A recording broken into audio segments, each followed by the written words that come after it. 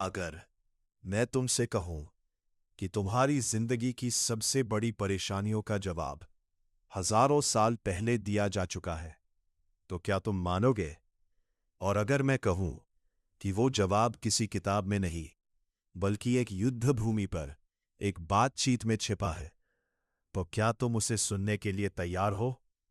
क्योंकि ये कहानी है उस आवाज की जिसने एक योद्धा को डर से बाहर निकाला और पूरी दुनिया को जीने का असली तरीका सिखाया।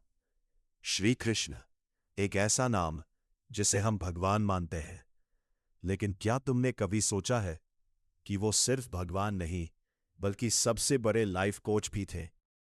महाभारत का युद्ध, दो सेनाएं आमने सामने, शंख बज चुका है, और ठीक उसी समय एक योद्धा अपने ही डर के आगे टूट जाता है। अर्जुन, उसके हाथ कांप रहे थे, आंखों में आंसू थे, और सामने खड़े थे उसके अपने। वो लड़ना नहीं चाहता था। तब रथ के बीचों बीच खड़ा एक सारथी धीरे से मुस्कुराता है और कहता है, तुम्हारा अधिकार सिर्फ कर्म करने में है। यही से शुरू होती है वो बातचीत जिसने दुनिया को जीने का असली मतलब समझाया। पहला रहस्य, कर्म करो, लेकिन फल की चिंता मत करो। सोचो, तुम दिन रात मेहनत करते हो, वीडियो बनाते हो, बिजनेस करते हो, लेकिन तुम्हारा दिमाग हमेशा एक ही सवाल में फंसा रहता है, क्या मुझे सफलता मिलेगी? और यही सवाल तुम्हें अंदर से कमजोर बना देता है। कृष्ण कहते हैं, जब तुम अपना फोकस सिर्फ रिजल्ट पर रखोगे, तो तुम कभी अपने काम का पूरा आनंद नहीं ले पाओगे। तो क्या हमें उम्मीद छोड़ देनी चाहिए? नहीं, हमें सिर्फ अपना फोकस बदलना है, काम पर, प्रोसेस पर। क्योंकि जब तुम सही दिशा में चल रहे होते हो, तो मंजिल खुद तुम्हें ढूंढ लेती है। दूसरा रहस्य, सही के लिए खड़े रहो, चाहे सामने अपने ही क्यों ना हो। अर्जुन का सबसे बड़ा डर ये नहीं था कि वो हार जाएगा, उसका डर था कि वो अपने ही लोगों के खिलाफ लड़ रहा है। क्या तुम्हारे साथ भी ऐसा होता है? जब सही और अपने दोनों एक दूसरे के सामने खड़े हो जाते हैं, कृष्ण कहते हैं, धर्म रिश्तों से बड़ा होता है। क्योंकि अगर तुम गलत के साथ खड़े हो सिर्फ इसलिए कि वो तुम्हारा अपना है, तो तुम भी उसी गलत का हिस्सा बन जाते हो। तीसरा रहस्य, अपने मन को जीत लो, दुनिया खुद हार जाएगी। सबसे बड़ा युद्ध बाहर नहीं, अंदर चलता है। तुम्हारा मन, जो कभी तुम्हें आगे बढ़ाता है और कभी तुम्हें पीछे खींच लेता है। एक तरफ सपने हैं, दूसरी तरफ डर, और तुम बीच में खड़े हो। कृष्ण कहते हैं, मन को नियंत्रित करना कठिन है, लेकिन असंभव नहीं।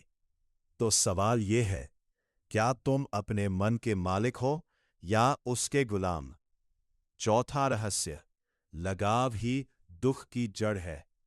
हम चीजों से, लोगों से, उम्मीदों से जुड़ जाते हैं, इतना जुड़ जाते हैं कि जब वो बदलते हैं तो हम टूट जाते हैं। लेकिन क्या सच में कुछ भी स्थायी है? कृष्ण मुस्कुराते हैं और कहते हैं, जो आया है वो जाएगा। तो फिर हम क्यों इतना पकड़ कर रखते हैं? शायद इसलिए क्योंकि हमें खोने का डर है। लेकिन जो छोड़ना सीख गया वो कभी नहीं हारता। पांचवां रहस्य, परिवर्तन जीवन का नियम है। आज जो है वो कल नहीं रहेगा, और जो कल था वो आज नहीं है। फिर भी हम हर बदलाव से डरते हैं। क्यों? क्योंकि हमें अनजान से डर लगता है। लेकिन कृष्ण कहते हैं, जो बदल रहा है वही जीवन है।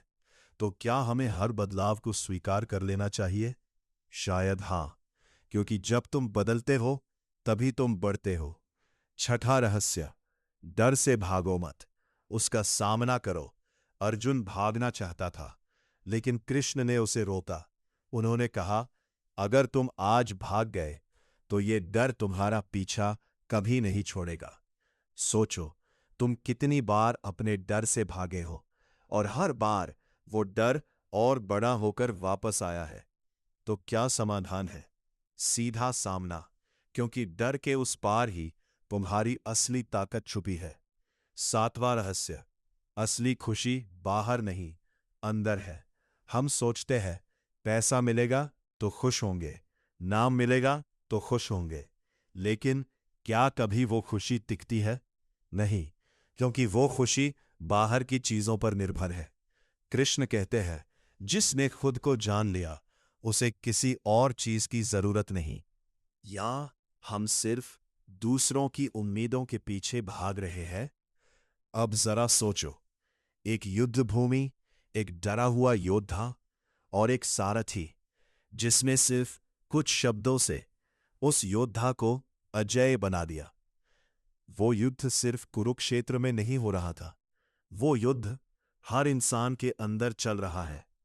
तुम्हारे अंदर भी और तुम्हारे अंदर भी।